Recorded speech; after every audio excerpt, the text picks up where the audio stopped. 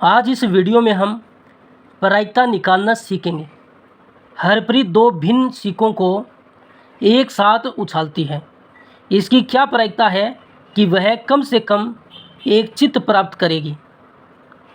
दो सिक्कों को एक साथ उछाला जाता है तो हमारे पास कुल संभव परिणाम कितने हो सकते हैं। दो सिक्कों को एक साथ उछालेंगे तो पहले सिक्के पर हेड आ सकता है और दूसरे सिक्के पर भी हेड आ सकता है।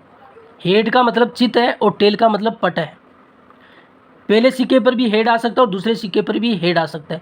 पहले सिक्के पर हेड आ सकता है, दूसरे सिक्के पर टेल आ सकता है। पहले सिक्के पर टेल आ सकता है और दूसरे सिक्के पर हेड आ सकता है।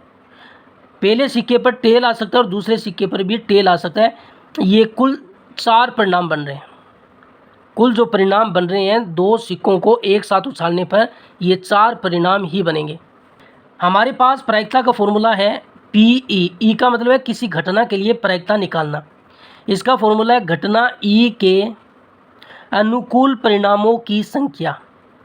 अनुकूल परिणामों की संख्या और भाग में इसके आएगा कुल संभव परिणामों की संख्या। कुल संभव परिणामों की संख्या। परिणामों की संख्या। प्रायिकता हमें किसकी निकालनी है? कम से कम एक चित्त प्राप्त हो। प्रायिकता हमें निकालनी है कम से कम एक चित्त प्राप्त हो। इसी फॉर्मूले में हमें मान रखना है। तो कुल संभव परिणाम तो हमने निकाल लिए। दो सिक्कों को उछालेंगे तो 4 परिणाम बनेंगे। हेड हेड आ सकता है, हेड टेल, टेल हेड या टेल टेल। हेड को चित्त बोलते हैं और टेल को पट बोलते हैं। तो कुल संभव परिणाम कितने बन रहे हैं? 4 बन रहे हैं। तो नीचे 4 आएगा। हमें अनुकूल परिणाम चाहिए किस घटना के लिए? कम से कम एक चित्त प्राप्त हो। इस घटना के लिए हमारे अनुकूल परिणाम कितने होंगे? कम से कम एक चित्त हो, ज़्यादा से ज़्यादा कितने भी हो। कम से कम एक होना चाहिए, ज़्यादा से ज़्यादा कितने भी हो।